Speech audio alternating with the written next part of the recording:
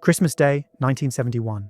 In Anchorage, Alaska, brothers Gary and Dennis Lawler drive south on the Seward Highway, following the shoreline of Turnagain Arm, planning to photograph the beautiful wilderness. As the day progresses, they pull over at the McHugh Creek Recreation Area in the Chugach State Park, setting up at a vantage point on a small ledge to take photos of the waterfall and the surrounding creek. But as Dennis tries to steady his camera, something catches his eye.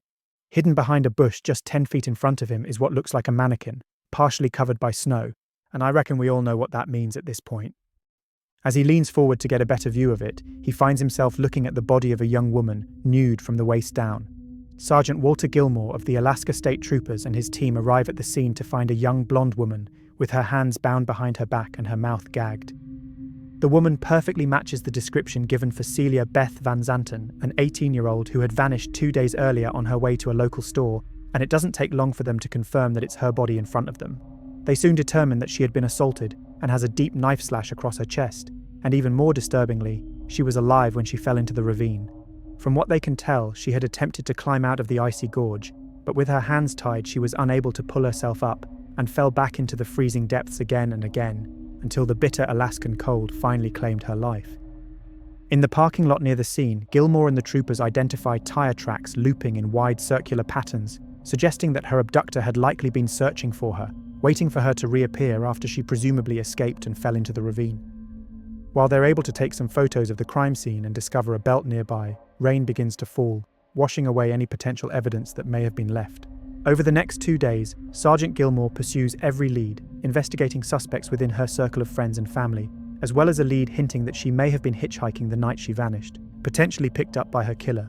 But his breakthrough arrives when a respected state trooper calls him, claiming to have an informant who might be able to help solve the case, his own 18-year-old daughter, Sandra Patterson.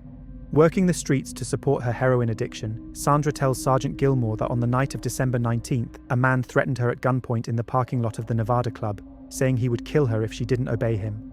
She describes her attacker as a slender man in his mid-20s with horn-rimmed glasses.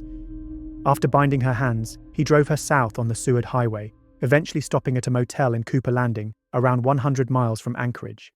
Seeing how volatile he was, Sandra tried to remain passive and calm as he engaged her, hoping to stop him escalating into doing something even worse to her. He then drove her deep into the wilderness, where Sandra was able to convince him to let her go and not kill her. Though he'd told her he would hunt her down if she told anybody about what happened, after hearing about the discovery of Beth mere days later in the same area, she knew she had to come forward. As she talks to Sergeant Gilmore, she tells him, "He said he killed before, and everything he said was absolutely true. Everything he said he would do to me came true. Every threat he made, I believed. And if he says he's killed people, I believe he's killed people. And if you've got a young girl who's been killed around the same time and in the same area, then I believe it was him who killed her. I believe he'll kill me too." So the state troopers show Sandra a photo lineup of known predators in the area for her to try and identify her attacker. Without hesitation, she points to a man, Robert Hansen. Robert Hansen was a quiet, married father who ran a local bakery, but he was included in the lineup because just a month before he had been arrested on an assault with a deadly weapon charge involving a real estate secretary, Susan Heppard, for which he was awaiting trial.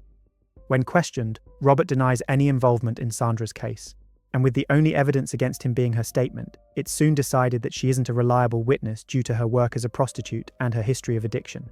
As a result, Sandra's case is dropped completely, and with no other ties to the murder of Beth, Robert is released. By the time he goes to trial for his other case in March of 1972, he has successfully convinced the judge that he isn't dangerous, and that the incident he was arrested for was the result of a dissociative state brought on by his manic depression. He gets sentenced to up to 5 years in prison, but he's paroled in November of 1973 after serving less than 2 of them. It would take more than a decade for it to become clear just how big a mistake letting Robert back into the world was, and how close they had been to stopping a true monster back then. Because Robert Hansen would go on to become Alaska's most notorious serial killer, murdering at least 17 women until he was finally caught in 1983.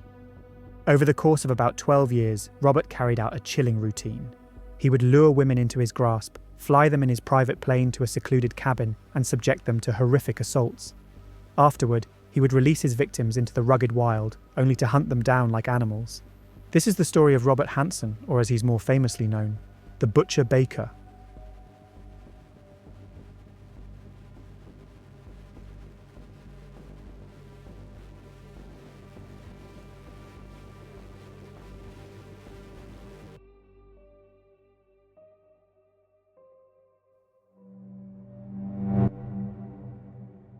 On September 12, 1982, two off-duty Anchorage police officers were hunting in the Nick River Valley, 25 miles outside of Anchorage, when they spotted something unusual while making their way up the river, a boot protruding from the sand.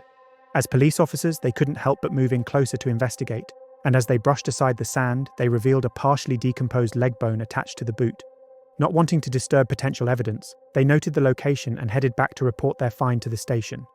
When a team arrived at the scene, detectives carefully dug around the body, noticing that the face was completely wrapped in an ace bandage, almost as if the victim had been blindfolded.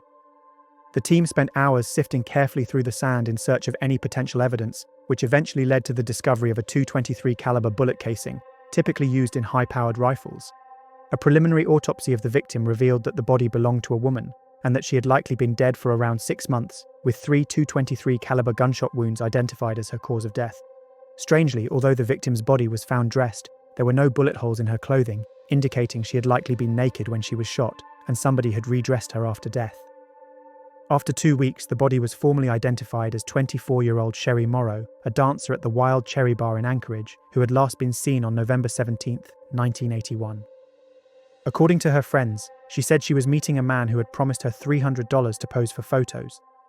Disturbingly, police had already noticed an unusual increase in missing person reports over the last 2 years, many of whom were sex workers or topless dancers, like Sherry. So having now discovered Sherry had been murdered, it made them question if there was something more going on here.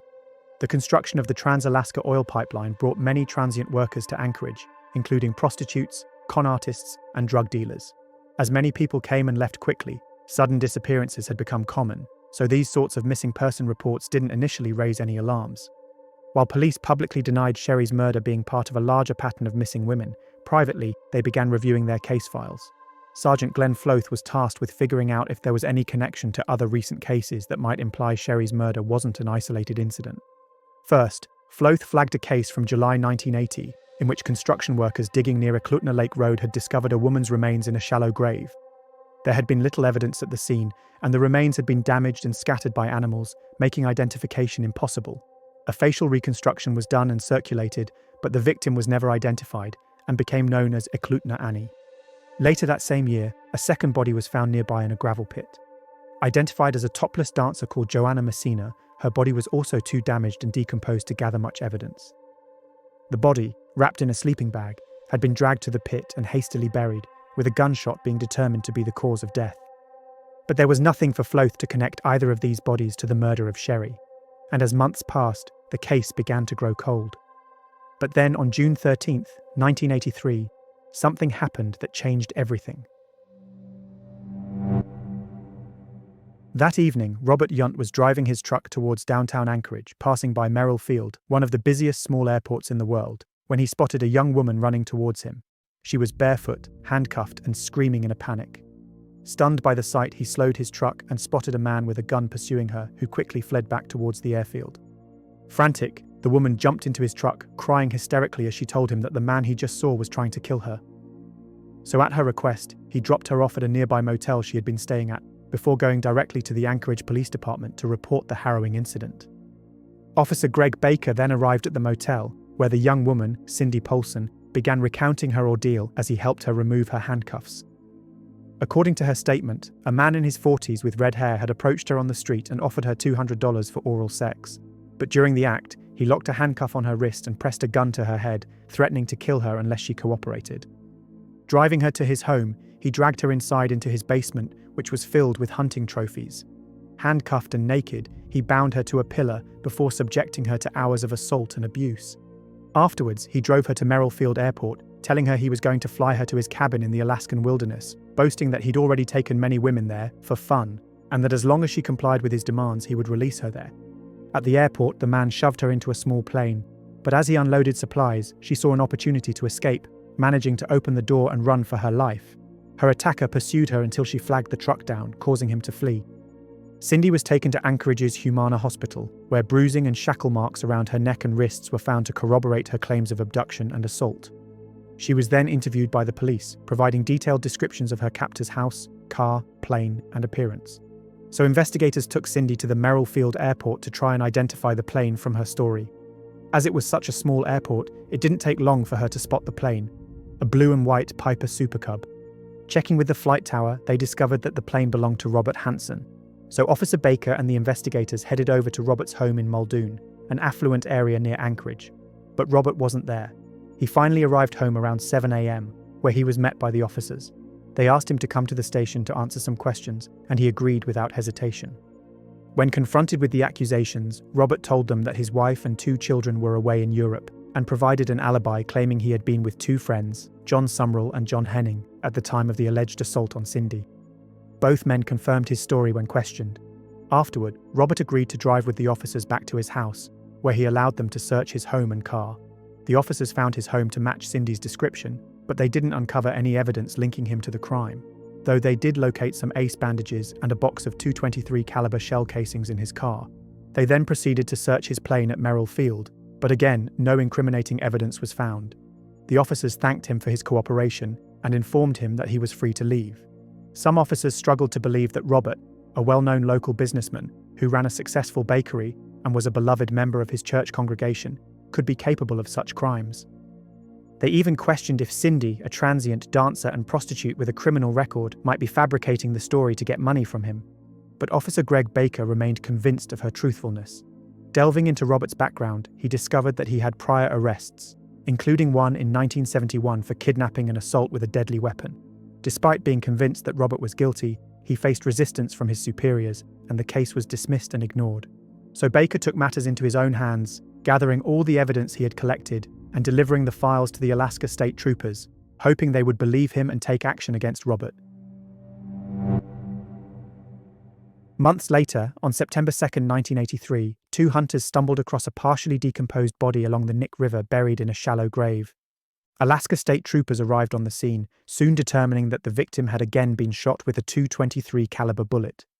The body was later identified via dental records as 30-year-old Paula Goulding, another topless dancer and sex worker from Anchorage, who had been missing for the last 5 months. Paula had been killed in the same manner as Sherry, and like Sherry, her body had been redressed after death. It seemed pretty clear to the investigators that Paula had been killed by the same person as Sherry, and that they were most likely dealing with a serial killer. As a result, a task force to investigate the cases was formed, headed up by Sergeant Floth. But because the department had previously struggled to handle another recent serial killer case, that of Thomas Richard Bundy, who took his own life before he could be apprehended, he chose to reach out to the FBI for assistance, wanting to make sure the investigation went as smoothly as possible this time. In response to the task force's request, Special Agent John Douglas was sent in to help, which is basically like hitting the FBI jackpot. Because if you don't know who John Douglas is, I've mentioned him a ton on the channel before, alongside another instrumental FBI profiler, Robert Ressler. Douglas was one of the first FBI criminal profilers and helped catch an insane amount of monsters. Nowadays, he's probably best known for his extensive interviews with serial killers, including the likes of Ted Bundy and John Wayne Gacy, or maybe for the fictionalized version of him in the Netflix show Mindhunter. Developing a profile for their potential serial killer, Douglas theorized that he was likely an experienced hunter with low self-esteem and a history of rejection by women. He suggested that the killer might have some sort of physical appearance issues, or even a stutter, and that his abuse of women could be a way for him to seek revenge against them, taking his frustrations out on his victims, and that he likely targeted sex workers and topless dancers because they were often transient and less likely to be noticed. As he was beginning his search for this unknown serial killer, Sergeant Floth stumbled across a sealed manila envelope containing the memo from Officer Greg Baker about Cindy Pollson's account of being attacked by Robert Hansen. When he and Special Agent Douglas began looking into Robert's background, they couldn't help but see alarming similarities to the profile they'd just developed. Douglas observed that Robert was a hunter with a troubled childhood. He was a small man with a face marked by severe pockmarks, and he even had a speech impediment. The more they uncovered, the more they were convinced Hansen was their prime suspect. Having successfully hunted several large animals, Douglas suggested that it was possible Robert could have merged the love and thrill he had for hunting with his desire to harm women, leading him to quite literally hunt them. He also suggested that if Robert really was the killer, he would likely keep mementos from his victims to help him savor and relive his crimes. But before we delve into what happened next, to find out whether Douglas's profile of Robert as a potential serial killer was right, we need to take a look at who he was and what he had been doing up until this point. So you know what that means. It's time to go all the way back to the start. Robert Christian Hansen was born on February 15, 1939 in Esterville, Iowa, to Danish immigrant parents. Growing up, he was caught between his father's stern religious ways and strict discipline and his mother's nurturing presence. When Robert was just 3 years old, the family moved west to Richmond, California, in search of better opportunities. However, the post-war boom proved overwhelming, and they eventually returned to the quieter life in Iowa, settling in Pocahontas, where they opened a bakery, which Robert was forced to work in from a young age. Though Robert was naturally left-handed, his father forced him to use his right hand. Along with this, Robert developed a severe stutter that would haunt him throughout his life. His teenage years were made even more difficult by severe acne. He was relentlessly teased by his classmates, and girls rejected his attempts to date them. By the time he reached his senior year, he was consumed with resentment towards the classmates who ridiculed him and the school that made him feel like an outcast. Despite his struggles with social rejection, Robert found comfort in solitude. He developed a deep love for the outdoors and became highly skilled at shooting. Whether with a bow or a gun, he enjoyed the independence of these activities. His passion for hunting grew, and he spent much of his free time in nature, away from the world and its harsh judgments. After graduating in 1957, Robert enlisted in the Army Reserves and completed his basic training at Fort Dix in New Jersey. During this time, he had his first sexual experience, a disappointing encounter with a prostitute in New York City. After serving a year, Robert was discharged and returned to Pocahontas, where he worked in his father's bakery and also took a job as a drill instructor at a local police academy. But then, in what seemed like a turn of good luck, Robert got married. But even as things seemed to finally be on the right track for him, Robert still felt like an outsider and wanted revenge against those he felt had wronged him. This led to him setting fire to the Pocahontas County Board of Education bus barn. But he was caught and arrested, resulting in him being sentenced to 3 years in prison.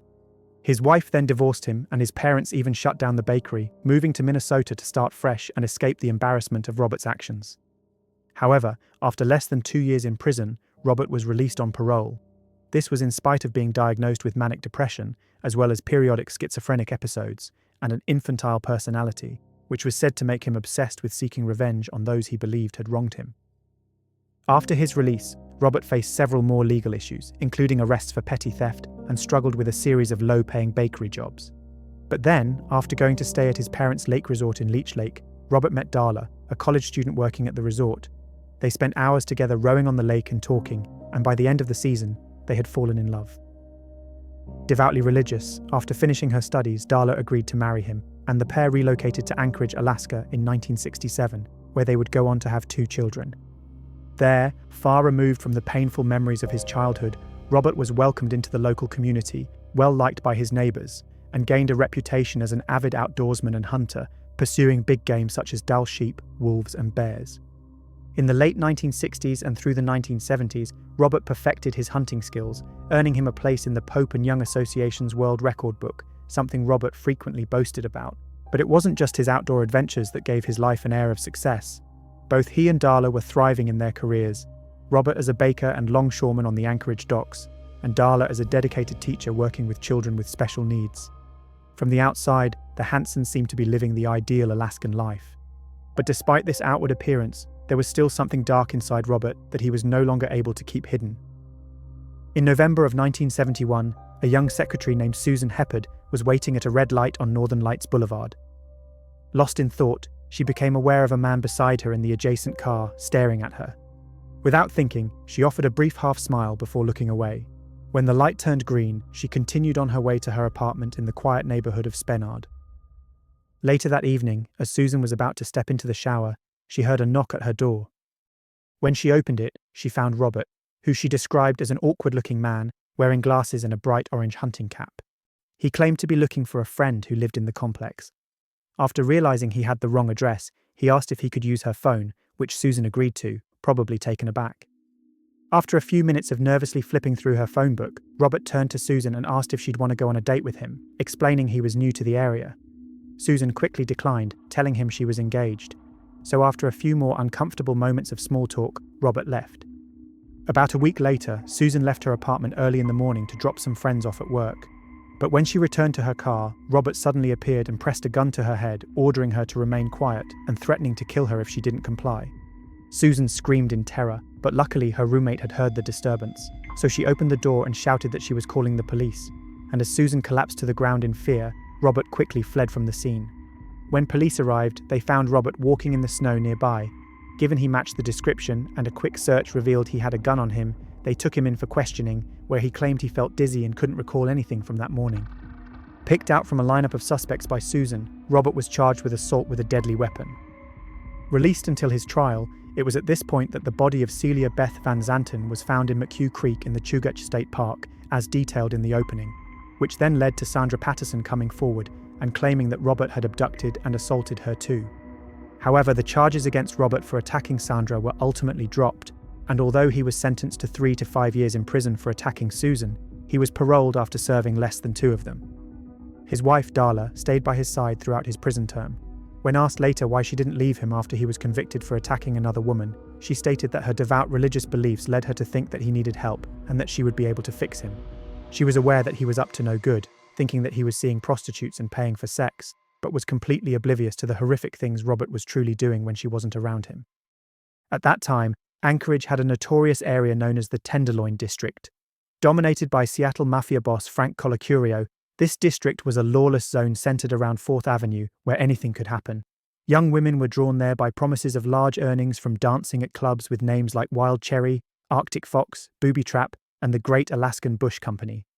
The oil boom brought a surge in population and disposable income, and the larger clubs were making substantial profits.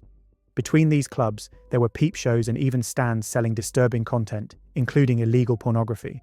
Violence was also rampant. Robberies, beatings, firebombings, and even murders kept the police busy. Amidst this chaos, Robert found his victims, women who were desperate for money, often agreeing to go with him for as little as $300. And despite his unassuming appearance as a typical family man, Robert's true nature would reveal itself once he was alone with the women. Most of his assaults were never reported, and even when Robert was identified, his outward respectability often overshadowed the accounts of the women involved. Alaska's vastness worked in his favor too, as there were rarely any witnesses to his crimes. Robert almost had a chance to be removed from society again in 1976, after he was caught stealing a chainsaw from a Fred Meyer store in Anchorage. Because of his previous convictions, he was sentenced to 5 years for the crime. However, after the Alaskan Supreme Court deemed the judgment too harsh, and with psychiatrists prescribing lithium to manage his bipolar disorder, Robert was once again released. In January 1981, Robert opened a bakery at the corner of 9th and Ingra, with $13,000 he received from an insurance payout following a staged burglary at his home. Not long after, he purchased a Piper Super Cub plane, although he never actually obtained a pilot's license. To almost everyone who knew him, Robert was seen as a successful local businessman who was actively involved in his local Lutheran church, where he made many prominent friends. But this was all just a front to enable him to live out his dark fantasies unchallenged. Douglas's profile of the potential Alaskan serial killer was frighteningly close to Robert. But if Robert really was their man, then how did he have an alibi for the abduction of Cindy? Douglas, confident that the investigators were right with their suspicions of Robert, suspected that his friends were covering for him and advised them to threaten them with charges if they were found to be lying. Acting on this advice, Sergeant Glenn Floth brought the men in for questioning, and almost instantly, they both admitted that they'd lied, thinking they were protecting Robert in a personal matter of some kind. But he still wasn't sure it was enough to secure a search warrant on him. Reviewing Robert's files, Floth stumbled across his insurance claim, stating his house had been burglarized with his hunting trophies having been stolen. Yet he'd been in Robert's house and he'd seen the trophies with his own eyes, so he began to consider the possibility of charging Robert with insurance fraud until he could secure more evidence against him. Thankfully, with the combination of Cindy Pollson's account, the fabricated alibis, the past convictions and accusations against him, his insurance fraud, and Douglas's profile of their serial killer, Floth was able to convince Judge Victor Carlson to grant a number of search warrants to be executed on Robert and his property. On October 27, 1983, Sergeant Floth and the team approached Robert at his bakery and escorted him to the police station for questioning. Robert went along with them without hesitation, not even asking why they wanted to speak with him. Floth had carefully prepared the interview room following advice from the FBI. Maps of the Nick River, photos of victims and crime scenes, and files containing information on Robert's family and acquaintances were scattered across the desk. Robert was left alone in the room to simmer, while Floth observed him through a two-way mirror. While Robert was being questioned, a team of officers searched his house, where his wife and children were left shocked and confused by the sudden intrusion. While they located a number of weapons, they didn't actually find anything that directly linked Robert to the murders. But just as they were about to wrap up the search and call it quits, an officer uncovered a hidden compartment in his trophy room. Opening it, they found a number of other weapons, including a .552 Remington rifle, a 7mm Thompson pistol, a Winchester 12-gauge shotgun, and most importantly, a .223 caliber Mini-14 rifle. Alongside the guns, there were newspaper clippings about the cases, ace bandages, various pieces of jewelry that would later be determined to belong to victims, and several ID cards belonging to missing women and known victims. The most crucial find was an aviation map of the Anchorage area, marked with 24 asterisks. 4 of the marks perfectly matched where the bodies of Sherry, Paula, Joanna, and Eklutna Annie had been found. There was now no doubt that Robert was the Alaskan serial killer, but even with just this evidence, it seemed like he potentially had many more victims than the investigators were even aware existed. At the police station, Robert denied any involvement in the murders, growing irate and angry as they pushed him to explain the mounting evidence against him. But Robert refused to cooperate, demanding he speak to his lawyer first, so the investigators formally arrested him, charging him with a wide range of offences including assault, kidnapping, weapons violations, theft, and insurance fraud, but not yet murder. As investigators awaited the results of ballistic tests, Robert pled not guilty on all charges in front of an Anchorage grand jury, with his bail being set at $500,000. Then, on November 20th, 1983, the results of the ballistic tests came back, and with the help of the FBI crime lab, the team confirmed that the shell casings found at the crime scenes matched Robert's rifle, with identical markings on the firing pin and extractor. With so much evidence against him, Robert realized that his chances of winning in court were slim to none. So on February 22, 1984, his attorney arranged a meeting to negotiate a plea deal. Meeting with District Attorney Victor Crum and Sergeant Floth, Robert confessed to the murders of Sherry Morrow, Joanna Messina, Paula Goulding, and Eklutna Annie, and agreed to reveal information about other victims. In exchange, he wanted to only be charged with the 4 currently known murders, to serve his sentence in federal prison instead of a maximum security prison, and for his name to be kept out of the press. Once the deal was finalized and Robert's fate was set, he no longer felt any need to hide what he'd done. After all, he couldn't receive any further punishment for it. So he began openly confessing to the twisted crimes he had committed. Robert told investigators that he would pick up women, normally offering to pay for sex with them before pulling a gun on them and forcing them to obey his commands. Then, he would typically take them to his plane and fly them out to his secluded cabin, where he would assault and abuse them. He claimed he would let them go home if they complied with all his demands, but if they didn't, he would strip them naked at gunpoint, blindfold them, and release them into the woods. Then, he'd tell them to run. Giving them a head start, he would then stalk them like prey, with either a hunting knife or a high-powered rifle, telling investigators that it was like going after a trophy Dall sheep or a grizzly bear. In some cases, he would let the victim think she had escaped, only to track her down and force her to run again. Eventually, when the victim was too exhausted to continue, he would stab or shoot her. And when asked why he redressed the bodies, Robert told them it was a way to assert control, comparing it to keeping a trophy. Investigators couldn't help but think of Richard Connell's story, The Most Dangerous Game, about a Russian nobleman who hunts down survivors from a shipwreck he had orchestrated for sport. While Robert claimed to have started killing in the early 1970s, he denied any involvement in the murder of Beth Van Zanten. Despite his denial and no concrete evidence linking him to her death, authorities believe he was likely responsible for her murder. Not only did her murder resemble many of his later crimes, but a mark on his map perfectly matched where she was discovered. So as a result, she is currently believed to be his first victim. At the end of the interview, having confessed to killing 17 women and assaulting more than 30 others, Robert was handed a large aerial map of the region. He then marked a number of locations where he claimed bodies could be found, including 12 grave sites investigators didn't know about. Because the areas were so vast and remote, rather than trying to follow his marks on the map, the team chose to fly Robert out to each location to help them identify where his victims had been left or buried. The following day, Robert boarded a military helicopter with a police escort to fly out to the sites on his map. At each site, now blanketed by snow, Robert led the investigators to the graves, where they marked nearby trees with orange paint to help them return and excavate. During the helicopter tour of the grave sites, Robert often became visibly excited, reliving the murders. Handcuffed and grinning, he would sometimes eagerly dig through snowdrifts to point out where he had buried the bodies. By the end of the day, Robert had shown them 12 sites where he claimed victims could be found. Due to heavy snow, however, most of these remains would not be recovered until the following summer. On February 18, 1984, Robert pled guilty to 4 counts of first-degree murder in the deaths of Paula, Joanna, Sherry, and Eklutna Annie. Though he was connected to 13 other deaths, he wasn't formally charged with any of them because of his plea deal. During proceedings, Assistant District Attorney Frank Rothschild stated, "Before you sits a monster. An extreme aberration of a human being.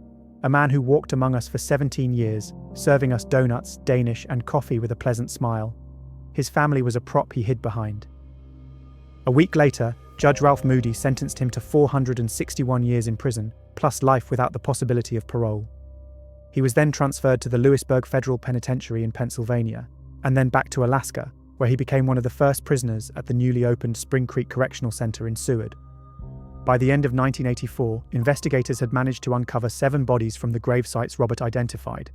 Despite having confessed to 17 murders and having a total of 24 markings on his own map found in his house, no other remains of his potential victims were located. After his conviction, the Pope and Young record keepers removed Robert's name from their record books. His wife Darla and their 2 children initially tried to stay in Alaska, but after enduring years of harassment, she filed for divorce and left the state for good. Over the years, occasionally hunters in the Alaskan wilderness would come across remains, prompting authorities to question Robert about whether the body was one of his victims. But despite his initial assistance in locating bodies, Robert never really cooperated with investigators again, making it hard to link him to anything else.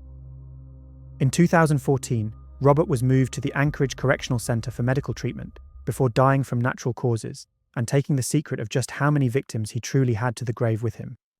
Some reports suggest the number could be as high as 37, with FBI experts considering him one of the most prolific serial killers in American history.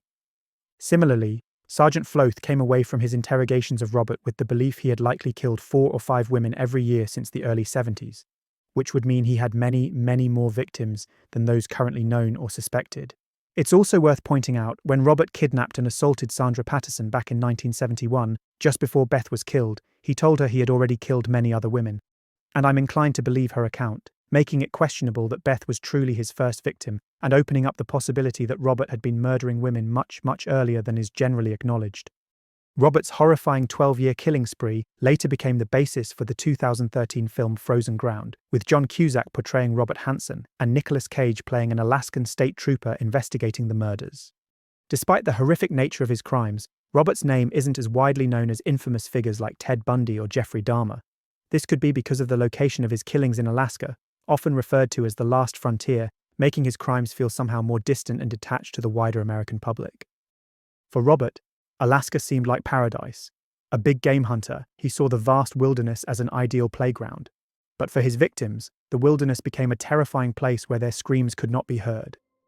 And with that, our exploration of Alaska's most notorious serial killer, the butcher-baker Robert Hansen, comes to a close. As always, thanks so much for watching. If you found this video interesting, please consider liking and subscribing, and feel free to comment down below to let me know your thoughts, and to appease those unpredictable and almighty algorithm gods. This was my first attempt at redoing the voiceover on one of my older videos with my real voice. I was initially planning to just record new audio and try and fit it to the existing video, but to be honest, as I was trying to edit it together, it became clear quite quickly that that wasn't going to be possible. So I ended up spending way longer putting this together than I'd expected, remaking the entire thing from the ground up.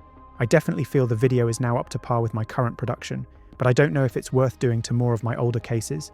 There's definitely a new audience showing up now I'm using my own voice on the channel, and I imagine a lot of them would really appreciate some of my older content, a lot of which I'm really proud of, being redone like this. It would be super easy to do it to my most recent stuff because of the way the videos themselves are now edited together. I'd basically just have to manually tweak scene lengths to fit my new narration. But a lot of you have just watched those cases, so I can't imagine you want to see me redo Albert Fish or the Happy Face Killer right away, right? So, yeah. I obviously want to keep researching and writing new cases for the channel, but as more people tune in to my new narration, I imagine there's going to be more and more people who want to hear some of the older cases, but only if it's me reading the scripts. I could definitely try and do one new case followed by one updated case for a bit, but like I said, I think it's a much more time-consuming pursuit than I'd maybe been anticipating before trying it out. Anyway, thanks again, and if you're new to the channel, it's a pleasure to have you here, and I'll hopefully see you again soon. Until next time, you have been watching The Mystery Abyss.